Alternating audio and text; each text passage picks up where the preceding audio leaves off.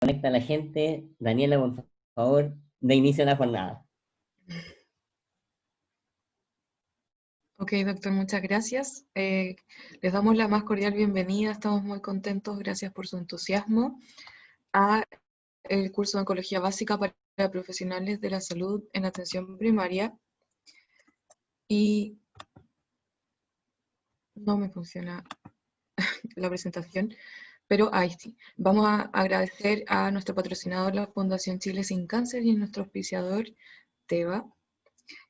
Y ahora los dejo, perdón, recalcar que el chat es para los comentarios generales durante la presentación, interactuar con el resto de asistentes y panelistas, y el Q&A o preguntas y respuestas para dejar las preguntas al expositor. También les quiero recalcar que fue enviado el link donde se están hospedando las clases grabadas y las presentaciones PPT.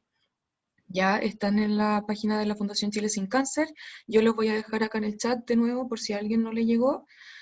Y están arriba las clases del 7, 9 y 14 de octubre. Con eso ya terminamos nuestra presentación y le doy el pase a nuestro director, el doctor José Peña. Bueno, muchas gracias, Daniela. Buenos días a todos, como decían en el chat. Y hoy tenemos una jornada bien intensa. Terminamos con los cánceres de adultos, pasamos a temas transversales y tuve que meter una clase más, pero cortita, porque es una clase que es muy importante, sobre cáncer avanzado y con la que vamos a terminar la jornada. Así que hoy día es un poco más intenso de lo habitual, y partimos con el pie derecho, porque les tengo que presentar, mientras comparte su pantalla, a uno de mis más queridos profesores, que se llama Bruno Nervi, que es un oncólogo súper destacado del grupo de la Católica, ¿cierto?, que organizan este curso. Y que la verdad a mí me ha enseñado muchas cosas. Yo cuando veo a alguien con cáncer le explico lo que tiene haciendo un dibujito, un monito, una especie de una galleta de jengibre, donde uno va poniendo ahí, mira, acá está el cáncer, esto se operó, qué sé yo. Y esa galleta se la copié a Bruno. Como tantos oncólogos de Chile le hemos copiado su galleta. Así que bueno, dentro de, digamos, su currículum uno puede decir hartas cosas, dentro de ellas que está de director de Cáncer UC, que está trabajando en el Ministerio de Salud, y que es el presidente de la Fundación Chile Sin Cáncer, que ofrece este curso. Así que, Bruno, por favor, el escenario es tuyo, el micrófono tienes que abrirlo, eso sí, y después nos vamos a estar para las preguntas y respuestas moderando. Por favor. Muchas gracias, José. ¿Ahí estoy? Sí. Bueno, yo quiero agradecer la oportunidad de poder hablar de cáncer de colon con ustedes, pero primero quisiera agradecerle a José, que es un puntal enorme para nuestro grupo La Católica, y en la Fundación Chile Sin Cáncer él es director de los proyectos, y se imaginarán todas las locuras que se le ocurren. Es maravilloso ser parte del equipo de José y poder implementarlas.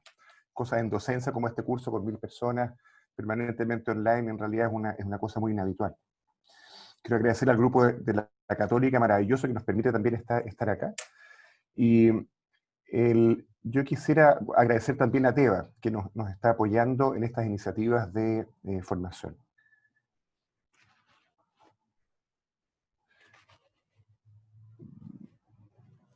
Al otro lado.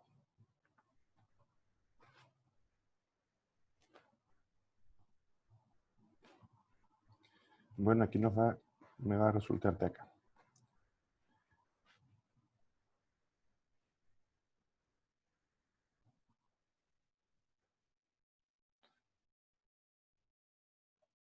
No quiere dejarme mover. Y tenéis que moverla en la barra de la izquierda, donde están las diapos. Mira, aprieta escape. ¿Ya? Y ¿Sí? ahora, ahí a la izquierda, aprieta A la ahí. izquierda. Aprieta Aprieta en donde. una de esas chiquititas. En ¿Acá la arriba? diapositiva chiquitita. ¿Ya? Ah, Aprieta ya. en una. Eso. ¿Y ahí? Sí. Seco, súper. Bueno, como decía José, me toca ser parte de la Fundación Chile Sin Cáncer, Y lo que nos mueve a nosotros es que hoy día se mueren 3 chilenos por hora y uno se muere sin oportunidad. Se quedó en la fila de espera, no había capital humano.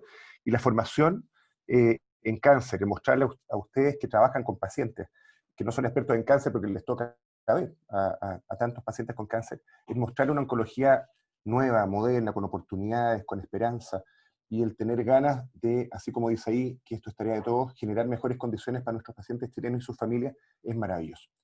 Entonces, en el próximo rato, les quiero hablar sobre el origen del cáncer de colon, que tiene que ver con este paso del pólipo a un cáncer, algo sobre la epidemiología para mostrarles por qué es tan importante saber de cáncer de colon, factores de riesgo, que lo relevante es saber cómo prevenirlo, el tamizaje o screening con la colonoscopía o la sangre oculta en deposiciones, y desde el punto de vista clínico, cómo se presentan estos pacientes, cómo los estudiamos, cómo los tratamos y cómo los seguimos. Y esto todo está centrado en qué es lo que tiene que saber un equipo médico que no es especialista en cáncer. Cuándo darse cuenta que alguien puede tener un cáncer de colon, cómo derivarlo, y muy poquitito sobre qué es lo que hacemos. Entonces el cáncer es una enfermedad que se asocia al envejecimiento. La célula empieza a vivir más tiempo, no se muere, se multiplica más rápido, no se diferencia, y forma cototos, que son capaces después de salir a distancia. Y eso tiene que ver con un desbalance entre la proliferación y la apoptosis. Entonces, aquí arriba en la proliferación normal, si una célula tiene mutaciones, se detiene, no puede proseguir. En cambio, en el cáncer lo que pasa es que acumulamos células anormales. Y esto que pasa en otros cánceres pasa, por supuesto, en el cáncer del colon. Y las células tumorales raras que empiezan a crecer tienen que robarle al microambiente vasos de sangre. Y hay muchas otras células de alrededor, sistema inmune que empieza a jugar y a ser engañado por el tumor para generarle y regalarle mejores condiciones.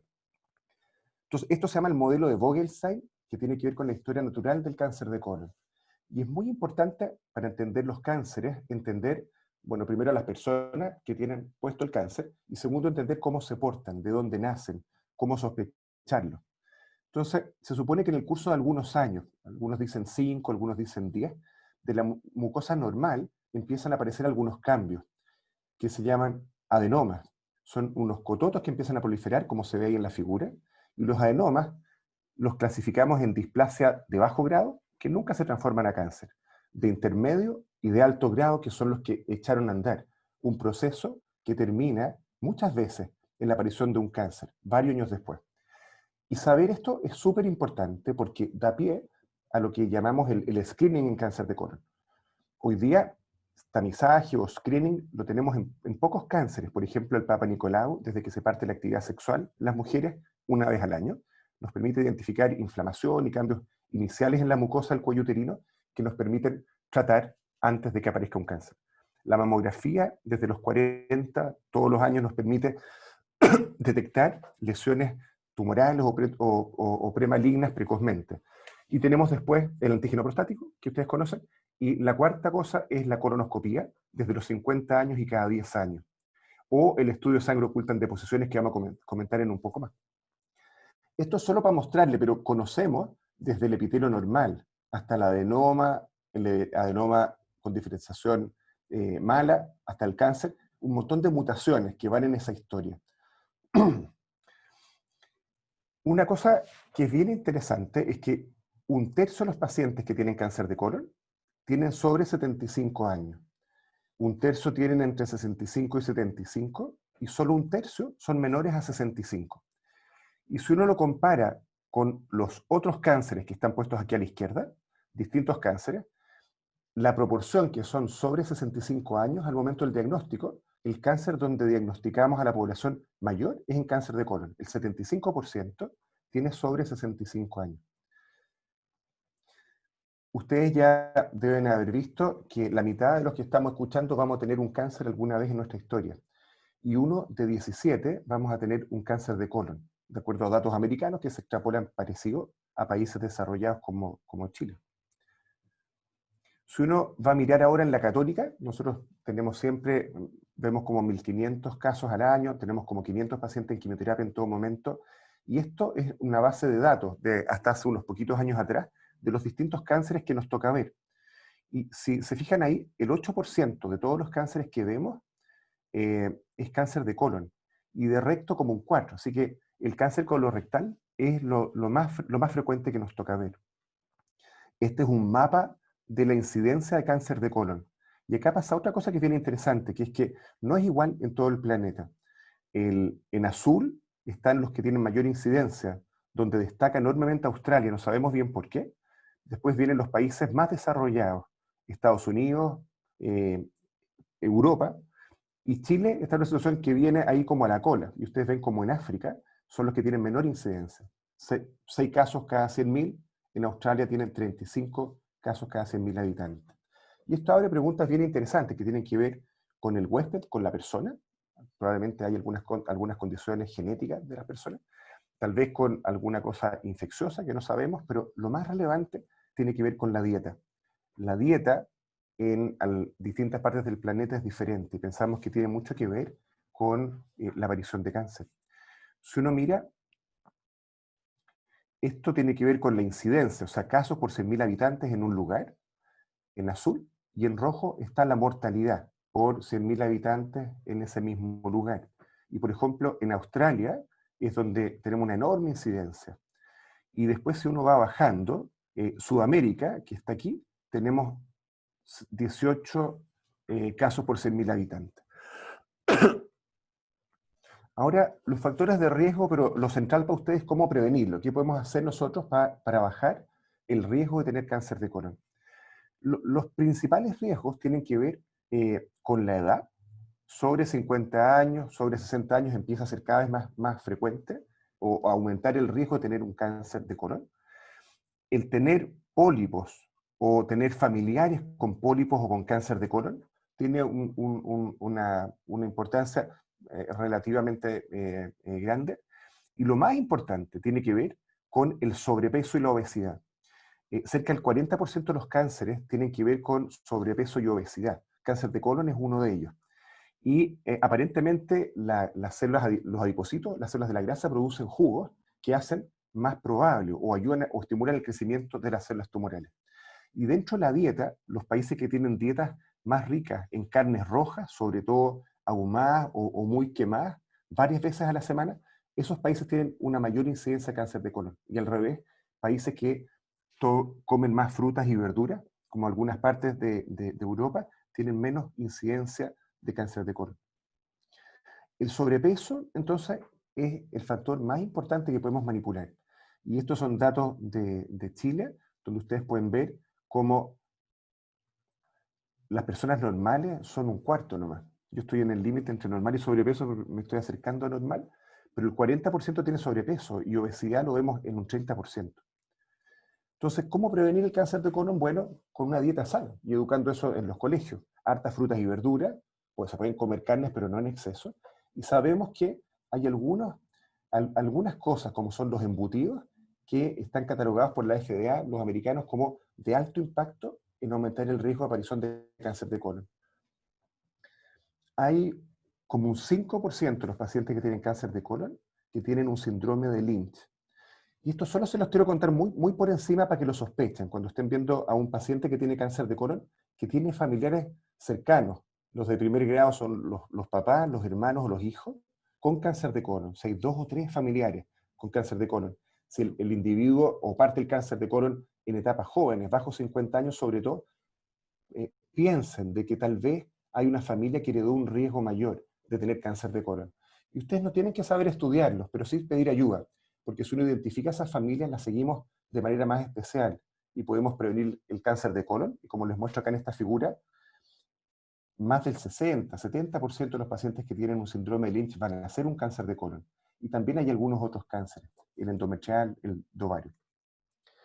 Entonces, otra cosa que es muy importante para los equipos médicos que ven pacientes no necesariamente de cáncer es saber del tamizaje. Y el tamizaje va desde, en el mundo ideal, hacer una colonoscopía desde los 50 años y cada 10 años, para siempre, en la población que no tiene factores de riesgo especialmente, va a hacer estudios de sangre en deposiciones. Los estudios de sangre en deposiciones en Chile no han entrado muy fácil, porque la gente se incomoda de hacer estudios en deposiciones, se compran un kit, hacen deposiciones en la taza del baño y caen las deposiciones en un contenedor especial y meten eso en un frasquito.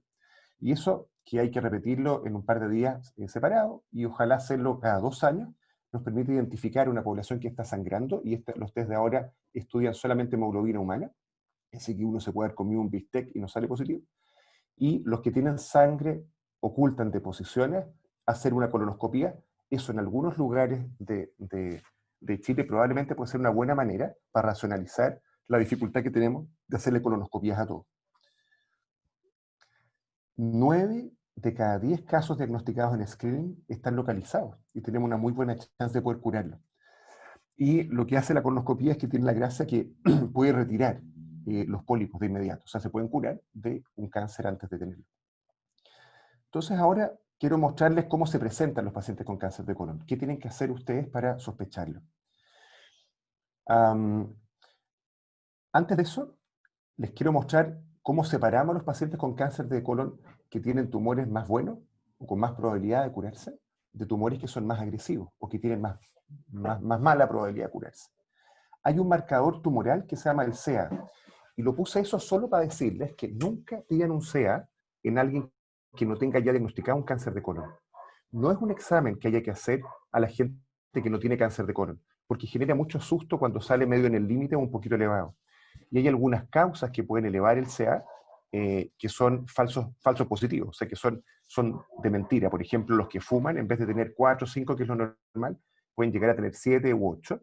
Cuando hay cualquier cuadro inflamatorio, una diarrea por 2 o 3 semanas, una neumonía, una asma bronquial, cualquier inflamación puede elevar, en vez de ese 4 o 5 que es normal, a 10 o 15 veces el CA. Y si a alguien le sale un CA elevado, porque un doctor pensó en marcarle más cosas, ¿no es cierto?, para hacerle un favor al paciente, y le sale en 8 o 9, ese paciente va a estar aterrado de tener un cáncer por un par de años, y los tenemos que meter a un protocolo donde hay que hacer endoscopía, colonoscopía, escanearlo, repetir las imágenes 2 o 3 veces al año por un par de años, hasta poder decir, mira, fue un falso positivo. Así que nunca pidan un CA en un paciente que no tiene un cáncer de colon. El TNM los clasifica de acuerdo a la invasión en la pared, si es que hay ganglios con metástasis o si hay metástasis a distancia. Si hay permeaciones linfáticas, venosas o perineurales, es que se meta a los canales de diseminación de las células tumorales, que se metan a los conductos que van a los ganglios o a los vasos sanguíneos por donde pueden diseminarse las células tumorales. Si es mal diferenciado, si el paciente debutó con una perforación o con una obstrucción intestinal, es malo. Tener mucha carga tumoral, muchas metástasis, algunas marcas moleculares, como es una mutación de BRAF, que vemos como en el 15% de los pacientes. El cáncer del colon derecho es un poco más malo que el cáncer de colon izquierdo, y otras marcas que se llaman inestabilidad microsatelital. Y lo otro es el paciente, es un paciente muy frágil, muy mayor, tiene insuficiencia renal, insuficiencia hepática, sabemos que nos va a costar más manejarlo. Y hay un par de otras marcas moleculares, que no viene al caso hablarlas muy en profundidad, pero que se las pedimos a la biopsia, que nos ayudan a orientar los tratamientos. La quimioterapia que usamos en cáncer de colon son unas drogas que pasan en un par de días, les ponemos un catéter reservorio a los pacientes y lo repetimos cada 2 semanas. Y son bien toleradas en general. No se cae el pelo en general, puede producir un poquito de fatiga o cansancio, pero lo usamos en gente mayor. Y a veces incluso podemos usar una pastilla de tratamiento que se llama capecitabina. Y eso, que es nuestro único armamentario de quimioterapia, lo juntamos con unos anticuerpos que están dirigidos contra algunos blancos moleculares. Por ejemplo, los tumores, para poder crecer, tienen que generar muchos vasos sanguíneos, robarle al cuerpo vasos sanguíneos, entonces hay un anticuerpo que bloquea esa formación de vasos sanguíneos. Y hay otra marca que es un receptor de la superficie de los pacientes con cáncer de colon, que se llama el factor de crecimiento de endotelio, que cuando encuentra un factor de crecimiento da una señal para proliferación, y aprendimos a desenchufarlo con un anticuerpo. Entonces, solo quiero que sepan que dentro de las herramientas que tenemos para tratar un cáncer de colon está, por supuesto, operarlo. Cuando ya lo operamos, si es que hay riesgo, podemos usar quimioterapia. En algunos casos avanzados podemos usar algunos anticuerpos. Y eso nos ha cambiado mucho las oportunidades para los pacientes de cáncer de colon. En esta diapositiva, ustedes van a ver a la izquierda 4 cánceres digestivos. Arriba está el cáncer de páncreas, vesícula, el cáncer gástrico, y abajo en rojo el cáncer de colon. Y todas las etapas, poniendo todos los pacientes con esos cánceres, la probabilidad que esté alguno vivo o curado a 5 años, es que uno dice curado a 5 años porque la probabilidad de recurrencia en general, después de que uno pilla un cáncer, la mayoría en los primeros 2 años, y el riesgo va cayendo. Ya después de 5 años en general es mucho menos probable que haya una recurrencia. Y ustedes pueden ver como la sobrevida a 5 años en cáncer de páncreas, todas las etapas, es solo un 3%. En cáncer vesicular curamos al 10%, en cáncer gástrico un 25%, y en cáncer de colon a la mitad.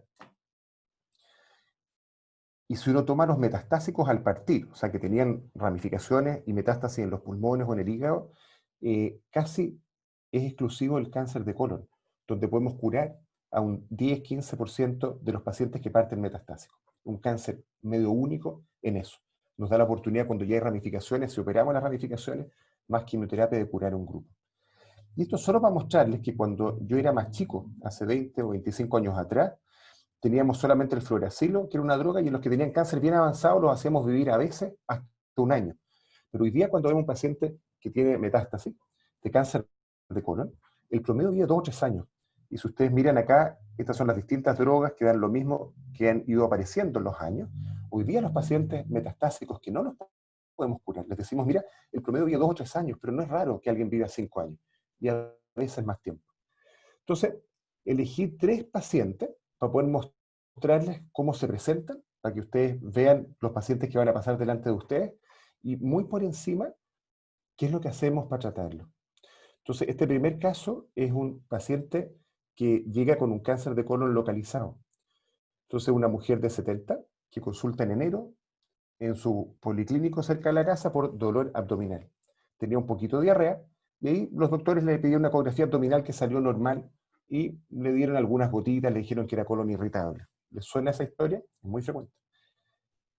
3 meses después, aumenta el dolor, tiene una leve anemia, y el doctor decía hacer una endoscopía alta para ver que no hay una úlcera, que no hay un cáncer gástrico. Entonces le encontraron el Helicobacter pylori y le erradicaron. Pero 70 años nadie había pensado que podía haber un cáncer de colon. Hasta junio, en que ya tenía una constipación muy importante, tiene sangramiento rectal y tenía más anemia. Entonces le pidieron ahí una colonoscopia que mostró un cáncer del colon izquierdo, un cáncer de colon sigmoide. Cuando hay un paciente que tiene un cáncer de colon, antes de planificar los tratamientos, le hacemos un escáner de tórax, abdomen y pelvis. En este caso era normal. De hecho, ni siquiera sabía el cáncer de colon. Muchas veces uno no ve el primario del colon. Eso es lo que se veía en la colonoscopía. Se ve el tumor en el centro. Le hicieron los escáneres, que son normales. Las metástasis, habitualmente, el 70-80% del primer sitio metastásico es en el hígado, y después le sigue el pulmón. Y tenía un CA, antes de operarse, de 8. El valor normal en ese laboratorio era 4,5, pero fíjense que el valor realmente pronóstico no es el inicial, sino que es el que hay un mes después de que se sacó el tumor. Y ese era normal, así que estábamos bien. Y tenía esa anemia, que es bueno pedir un perfil de fierro, si está bajo, darle fierro. Ahí ustedes ven la histología del cáncer de colon, es un adenocarcinoma tubular, moderadamente diferenciado, y ahí lo que hicimos dice etapa 3, porque lo etapificamos, que significa, hicimos escáner y vimos que no había metástasis a distancia, que son las etapas 4. Etapa 3 significa que habían algunos ganglios con metástasis, o sea, el tumor había sido capaz de salir y crecer en los ganglios linfáticos cercanos. Y a ese paciente le recomendamos quimioterapia por 6 meses, que aumenta la posibilidad de curarse.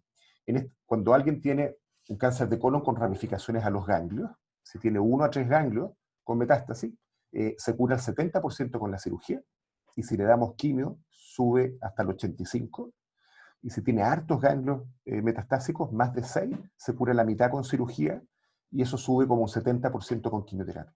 Son pacientes que tienen incluso ramificaciones en los ganglios. Lo más habitual es que sí lo podamos curar.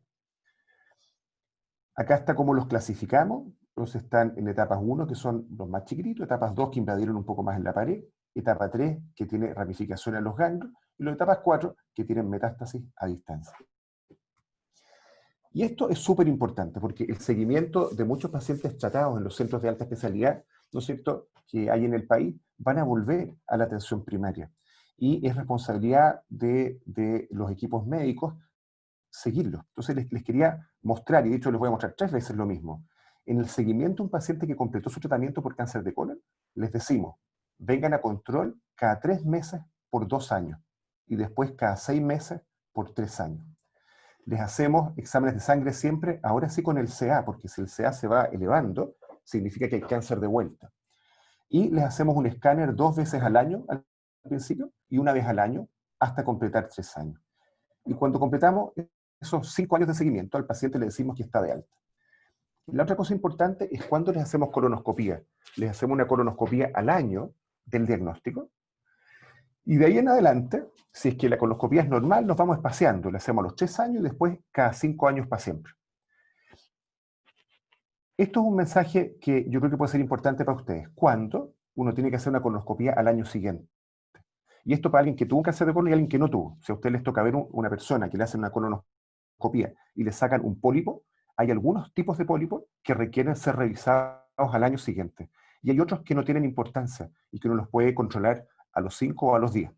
Entonces, ¿cuánto hay que hacer la colonoscopía al año en un paciente que da lo mismo que haya tenido cáncer de colon, pero que le salió un pólipo?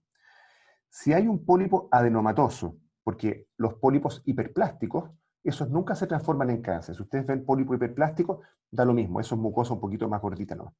Si hay un pólipo adenomatoso que tiene más de 1 centímetro, independiente que sea de bajo grado o alto grado, tiene que hacerse una colonoscopía al año siguiente. Si hay un pólipo adenomatoso que tiene displasia de alto grado, aunque tenga 4 milímetros, al año siguiente tiene que hacerse una colonoscopía de nuevo, porque inició ese pólipo un proceso de riesgo, quiere decir que el paciente tiene una condición de riesgo.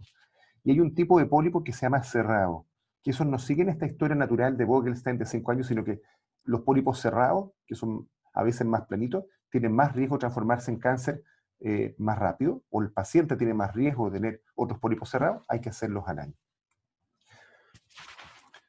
Entonces, este paciente que viene ahora debuta con un cáncer de recto. Entonces, un paciente es un hombre que tiene 65, que cuenta esta historia que es re frecuente. Cambio de hábito intestinal. Empiezan a hacer un poco más de diarrea, intercalado a veces con constipación. Y cuando alguien sobre los 50 años tiene un cambio del hábito intestinal que llama la atención, siempre haga una colonoscopía, porque no es normal que alguien adulto tenga un cambio de hábito así medio rápido. Este paciente tenía rectorragia y tenía pujo rectal. Había bajado un poco de peso y el doctor lo hizo muy bien porque le hizo un tacto rectal y encontró a 5 centímetros del margen anal que había un cáncer. Ese paciente le pidieron exámenes de sangre de entrada, le pidieron un CA, pero el doctor sabía y estaba normal. La colonoscopía mostró que había un adenocarcinoma moderadamente diferenciado. Lo tapificaron con escáner de tórax, abdomen y pelvis, que mostró que no había metástasis a distancia, o sea que nos teníamos que concentrar en el recto. Y en los tumores de recto, a menos que sea muy chiquitito, muy superficial, le hacemos siempre una resonancia para que nos dé bien la relación con la grasa alrededor del recto y con los otros órganos de la pelvis. Y este tumor era un tumor del recto bajo, de los últimos 5 centímetros y un poquito para arriba y medio, que infiltraba hasta la grasa alrededor del colon, del recto. El recto tiene como una dona de grasa alrededor y después viene como una envoltura dura que se llama la fascia mesorrectal. Y en esa grasita alrededor del recto habían algunos ganglios cerca de 1 centímetro, que sugerían que habían ramificaciones a los ganglios. Así que era una sospecha de etapa 3. Así se veía. Y esta es una foto de la resonancia. La persona está mirando aquí para la izquierda, acá está el sacro, y ustedes pueden ver cómo en la manguera rectal, acá hay aire adelante y hay un engrosamiento de la pared posterior, donde está este tumor del recto. Si ustedes miran este otro corte, como una tajada de queso, aquí atrás, hacia posterior, está el tumor en el recto. Entonces, el tratamiento habitual de un paciente que tiene un cáncer del recto localizado, que tiene ganglios sobre todo alrededor, es que les damos por 5 semanas radioterapia, con un poquito de quimioterapia en pastillas. Y eso en algunos casos lo hacemos incluso en 5 días. Después de eso, los operamos con una cirugía que se llama cirugía de resección mesorrectal. Y en algunos casos, cuando sospechamos ramificación en los ganglios, les damos quimioterapia por 4 meses. Ahí ustedes pueden ver cómo uno puede testear si el cirujano es bueno. Y este es el recto que está cortado como tajada de naranja. Y ustedes ven cómo eso negrito es la orilla de afuera que entintaron. Entonces, eso se llama un criterio de estándar bueno de la cirugía, es que tiene la orillita intacta, tiene el mesorrecto intacto. De nuevo, ¿cómo vamos a seguir a este paciente? Igual que el otro. Cuando completa la quimioterapia o el tratamiento que le íbamos a hacer, control cada 3 meses por 2 años, 4 veces al año, cada 6 meses por 3 años, o sea, 2 veces al año, siempre con exámenes de sangre generales con el CA como marcador tumoral, y un escáner 2 veces al año al principio y 1 vez al año después. y la colonoscopia igual como habíamos conversado antes. Para terminar, les quiero mostrar una cosa increíble que pasa en los pacientes con cáncer de colon o recto.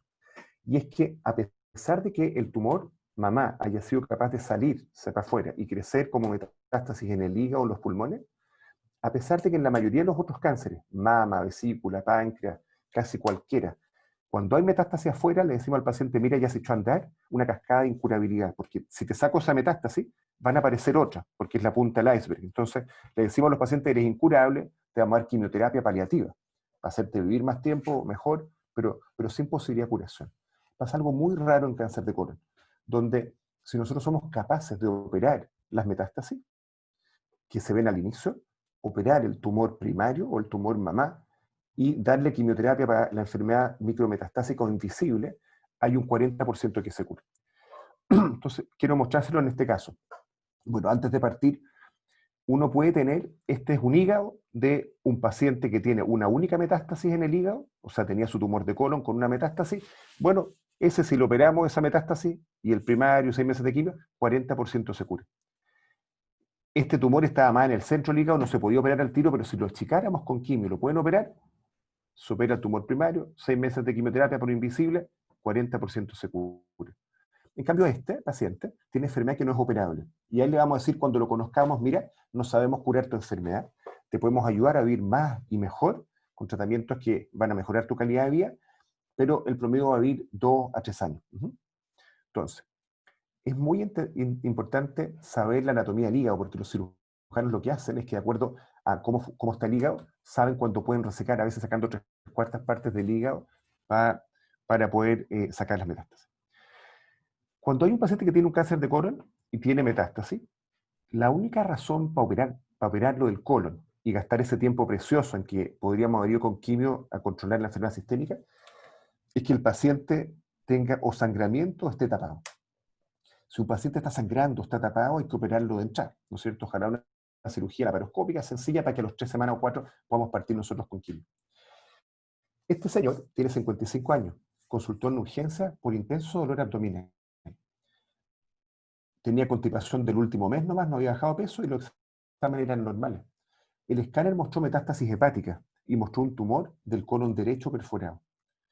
Aquí ustedes pueden ver en el hígado, este es un corte transversal del hígado, en el hígado que llamamos derecho hay una metástasis grande acá, como un pomelo, y hay otra que está aquí atrás.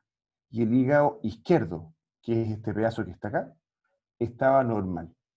Acá abajo ven el tumor del cáncer de colon derecho. Entonces, a ese paciente lo tuvieron que operar de urgencia, porque estaba perforado. Le dimos 3 meses de quimioterapia, y miren lo que pasó. Esas metástasis grandes que se veían basalmente al inicio, al lado derecho, pueden ver después de 3 meses cómo se achicaron. Y ahora el cirujano lo que hizo fue cortar el hígado del lado derecho. De acá ustedes pueden ver en la cirugía cómo le sacaron la mitad del hígado. Y a una persona le pueden sacar 3/4. Y finalmente se completaron 3 meses más de quimioterapia para lo invisible. Y este es el único gráfico sobre vida que les voy a mostrar. El 100% parte vivo en la medida que pasa el tiempo. Acá abajo, 6 meses, 12 meses, uno va marcando los que se van muriendo. Y cuando lo que hacíamos antes los metastásicos, que era esta línea, bueno, antes de las quimioterapias, cuando teníamos una sola hace 30 años atrás, el 50% estaba muerto al año. Con las quimioterapias que tenemos hoy día, cuando son incurables los pacientes, viven en promedio 3 años. Pero si logramos operar las metástasis, tenemos un grupo, el 40%, que se cura y que está vivo a 5 años. El seguimiento es el mismo que hablamos antes, control cada 3 meses al principio, cada 6 meses después, y las colonos, como les conté. Para terminar, les quiero mostrar esta última diapositiva. Esta última diapositiva tiene que ver con las notificaciones de GES de cáncer en Chile. Entonces, mes por mes, si uno parte en el 2019, enero del 2019, estamos aquí a la izquierda, en cáncer de mama, que es el azul, hubo 1.400 notificaciones de GES en el país. En cáncer gástrico hubo 1.600. Y en cáncer de colon hubo 1.000 notificaciones de GES. Y eso es medio parecido en los GES. Bueno, acá abajo están los otros que son menos frecuentes. Próstata, linfoma, testículo, leucemia, vejiga, los niños. En Chile hay 500 niños al año con cáncer y hay 60.000 adultos con cáncer. Entonces, lo que nos pasó con el coronavirus es que se nos congeló el sistema de salud. Está bien, para cuidar a la gente que llegaba tal vez muriéndose a las urgencias, pero la gente no encontró dónde ir a pedir ayuda cuando le dolía la guatita o tenía sangramiento o estaba constipado. Y a veces, bueno, no se atrevía a ir a pedir ayuda o no encontraba el centro abierto. Y lo que pasó fue que en marzo, en abril, en mayo, en junio, tenemos un tercio de notificaciones de GES, entre un 30 y 40%. En agosto y ahora un poco más en septiembre, esto está volviendo. Los países europeos que nos llevan la delantera y que tienen registro van como a esta altura y estimamos que en los 6 meses que vienen vamos a tener a todos los que tenían cáncer y se atrasó su diagnóstico, porque el que tiene cáncer, se lo pillen o no se lo pillen, tiene cáncer igual. Entonces, anticipamos un tsunami de cáncer, para que estudien bien en este curso, porque si normalmente hay 5.000 casos de cáncer cada mes, hay diagnóstico en 2.000 hoy día, 2.500, y eso se van acumulando para el mes siguiente. Bueno, muchísimas gracias. José, pasamos a las preguntas. Muchas gracias. ¿Dejo compartir pantalla, José? ¿Ya? Oye, bueno, súper claro, bien. A mí siempre me están haciendo feedback por interno, algunas asistentes que tienen mi teléfono. Y bueno, y esta clase me han tirado muchas flores, igual que varios del curso, pero esta estuvo particularmente clara y dirigida a los objetivos, así que te agradezco, Bruno, la dedicación. Preguntando, porque acá la gente pregunta mucho, tenemos 18 preguntitas. Dice, ¿desde qué edad recomiendas el tamizaje con colonoscopía para alguien cuya madre falleció de cáncer de colon a los 35? Súper buena Alguien pregunta. que es muy joven. Voy a separar la respuesta en dos cosas. Pues yo no les dije, pero voy a aprovechar ahora, ¿cuáles son los pacientes que tienen más riesgo de tener cáncer de colon? Porque la población normal tiene que hacerse una colonoscopía desde los 50 años y cada 10 años. No tenemos un programa de screening en el país, lamentablemente, que esté bien implementado en todo el país todavía. Hay esfuerzos grandotes del Departamento de Cáncer hoy día, de la Sociedad de Gastroenterología, de Cirugía, pero no tenemos hoy día un programa de screening bien implementado. Y una dificultad es que no tenemos gente que haga colonoscopías para todos los que se necesitan y no alcanzamos a pagarla tampoco. Entonces es muy importante tratar de implementar para la gente que no tiene factores de riesgo especiales los test de sangre oculta en deposiciones. Y eso probablemente va a depender de iniciativa y gente motivada localmente en las regiones que implemente programas especiales para seguir y educar a la gente que se haga sangre oculta en deposiciones cada 2 años y hacerle colon a los que tengan sangre. Ahora, eso que es a los 50 y cada 10 años para siempre, en algunos pacientes hay que hacerlo antes. Por ejemplo, los que tienen una enfermedad inflamatoria intestinal, enfermedad de Crohn o colitis ulcerosa, o los que tienen familiares con cáncer de colon más relevante, es mejor partir más precozmente.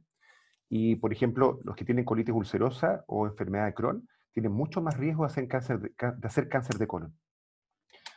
Ahora, trasladémonos a la historia familiar.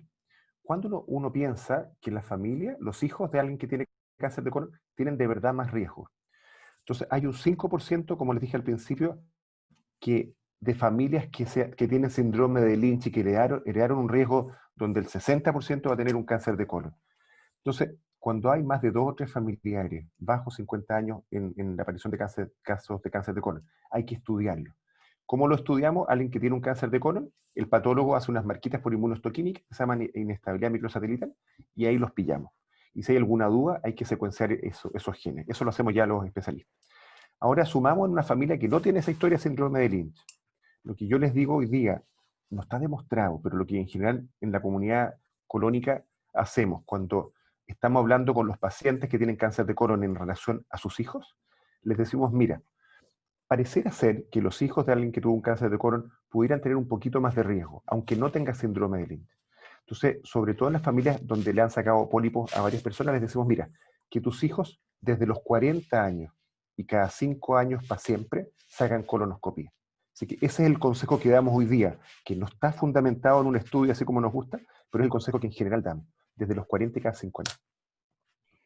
Oye, preguntan, hay sobre la hemorragia oculta, que tú bien dijiste que es algo que ha entrado poco en nuestro país, que bueno, que hay motivos culturales y todo, que uno dice, bueno, ¿no? Pero preguntan, dice que cuántas muestras es lo óptimo para la sensibilidad de ese examen? Porque dice que a veces ha visto algunos de una muestra, otros de 3, de 4. Sí, mira, eso tampoco hay mucho acuerdo, ¿ah? Pero en general, tener 3 muestras de deposiciones obtenidas en días distintos, alternados, por ejemplo, yo te diría es el consejo que más me ha tocado ver. En algunos lugares eso recomiendan hacerlo cada 1 año o cada 2 años. Ujú. Pero de nuevo, los países europeos del norte son bien mateos para hacerse estudios de sangre oculta en deposiciones y acá tenemos que pegar una trabajada de educación para los pacientes antes de poder implementarlo con incentivos así reales. Por ejemplo, que un ISAPRE diga, el que no se hace el test de sangre oculta en deposiciones, no le pago, no le cubro, o le cubro más caro. Vamos a llegar alguna vez a alguna cuestión así. Buena idea esa. Preguntan, ¿es Yo haría verdad? eso. No es mala idea. ¿Es verdad que en los días que están con Folfox, con la infusión, no hay que consumir alimentos o líquidos fríos? Ah, no. Pero es bueno que me pregunten eso, porque cuando les damos la quimioterapia más frecuente que usamos en cáncer de colon, que se llama Folfox, que tiene fluoracilo, que va en una bomba de infusión por 2 días, y oxaliplatino. Hay un equivalente a eso, que en vez del fluoracilo lo usan pastillas que se llaman capecitabina, que se toman por un par de semanas sí, una no, pero también ponemos oxaliplatino cada 3 semanas. Bueno, ¿cuánto ponemos oxaliplatino? El oxaliplatino produce un daño en los nervios y produce una cosa bien particular que es hormigueo o adormecimiento de la punta o la yema de los dedos y de los pies. Y si al paciente le seguimos dando, eso va escalando y se pone más torpe en las manos. Y en realidad lo que cuentan los pacientes es que con el frío tienen más molestias, pero no es que el frío eche a perder la neuropatía, pero es que si meten la mano en el refrigerador o si se tiran un piquero en la piscina sin haber metido la punta del dedo primero, tienen sensaciones molestas. Entonces, uno les dice o les aconseja que eviten el frío, pero no para que empeore la neuropatía, es para que no les moleste. Uh-huh. Algunos, de hecho, se ponen guantes porque tocan la manilla de la puerta y sienten como una corriente eléctrica. Uh-huh. Oye, acá hay una pregunta bien buena, o sea, está buena, pero acá hay una que me gustó, me atrajo. Entonces dice, hay veces que un paciente, cuando está con sospecha de cáncer de colon, quiere hacérsela lo antes posible, sin esperar lo que le hacen en el hospital, con la garantía GES, pensando que a lo mejor un mes puede hacer la diferencia. Considerando la evolución natural del cáncer de colon, ¿qué tanta diferencia hace esto de esperar un mes versus no, considerando los sacrificios económicos que tienen que hacer? Ah, Mira, es una pregunta súper compleja porque nos está hecho un estudio donde uno diga, mira, a este gallo que le quería hacer colonoscopía se la voy a hacer al tiro y voy a randomizar, a los otros se los voy a hacer a los 3 meses y después al final de la lista de la cola espera. Lo único que yo te puedo decir es que nos pasó aquí en la Católica que nosotros diagnosticamos 300 casos de cáncer al año. Perdón, 300 casos de cáncer cada mes en patología. Si tú vayas a preguntar al patólogo cuántas biopsias de cáncer viste este mes, 300. En los meses de marzo, abril, mayo, y todavía va subiendo, pero bajamos a 100. Entonces nosotros somos un centro privado, universitario, donde los pacientes pueden pagar lo que vienen a hacer, ¿no es cierto? Entonces vimos la caída porque la gente dejó de consultar. Y fíjate que cuando empezamos, nosotros seguimos funcionando sin parar, y nos pasaba en mayo, ¿no es cierto?, donde veíamos muchos pacientes FONASA que se metían por telemedicina o nos llegaban a ver porque no tenían dónde ir en su centro. Y lo único que te puedo decir es que esos casos de cáncer que nos tocó ver muchísimos, venían mucho más avanzados que lo habitual. Entonces, yo creo que sí es cierto que si tú diagnosticas, y de hecho el temor que tenemos ahora, es que los casos de cáncer que van a aparecer en los 6 meses que siguen, que muchos de ellos los hubiésemos diagnosticado meses para atrás, pero es que no pudimos hacerlo como país. Esos van a llegar en etapas más avanzadas. Entonces, lo que estimamos que va a pasar es que si uno pudiera tomar los pacientes con cáncer de colon y ver el porcentaje que eran etapas 1 o 2 y el porcentaje que eran etapas 3 4, me tinca, porque no tenemos esa capacidad para medirlo todavía en Chile, pero me tinca que van a aumentar las etapas más avanzadas. Y algunos estudios en el mundo están diciendo que eso va a impactar en más gente que se va a morir. Ahora, de un mes para otro probablemente no cambie la situación, pero el problema está en que muchas veces son 6 meses.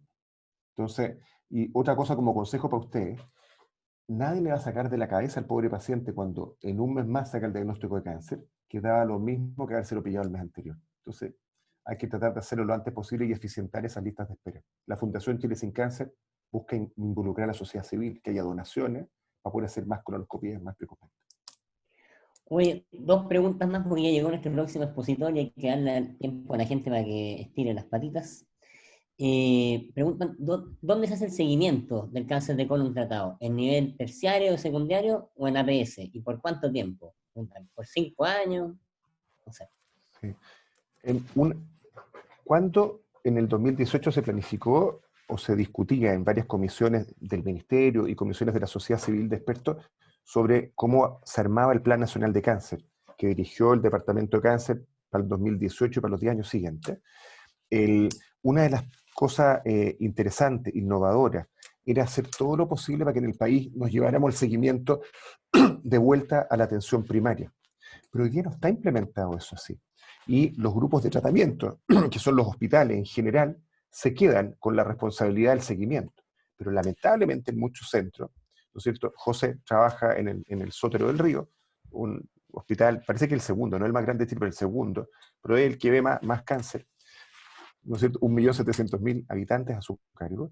Bueno, los pacientes que se tratan haciendo malabares, ¿no es cierto? Maravillosamente bien, pero darles hora cada 3 meses que no se puede. Es que muchos no van a seguimiento. Entonces, acá hay una cosa súper innovadora que está haciendo el Peñita ya con esfuerzos de la Fundación Chile Sin Cáncer. Estamos innovando con unas enfermeras que la estamos entrenando para que con un oncólogo, con varias enfermeras, están haciendo un policlínico de seguimiento. Entonces, los pacientes lo están tratando de llevar a controlarlo con protocolos de qué es lo que hay que hacer, dirigidos por el grupo de doctores, pero nos están ayudando para aumentar como pulpo nuestras capacidades en grupos de enfermeras. Y un plan maestro país sería, así como eficientar el diagnóstico precoz en la atención primaria, rápidamente pasarlo y navegarlos como navegas a los COVID, hasta que se traten, sacarlos a la atención primaria para que allá los sigamos. Eso sería una planificación estratégica maestra. Claro, de hecho, en parte la idea de hacer cursos como estos es que la gente de atención primaria se vaya familiarizando con estos temas y se vaya dando cuenta de que pueden ayudar en una gran medida, digamos. O sea, la cuestión es para eso. Última pregunta, Bruno. Estamos en atención primaria, llega un adulto mayor, adulto mayor con cambio de tránsito intestinal. Es difícil pedir la colon porque hay mucha lista de espera. ¿No podemos quedar tranquilos con un test de sangre oculta negativo? Un paciente sintomático no Sí, va nunca a un test de sangre oculta. Un paciente sintomático, cambio de hábito intestinal, va a colonoscopía.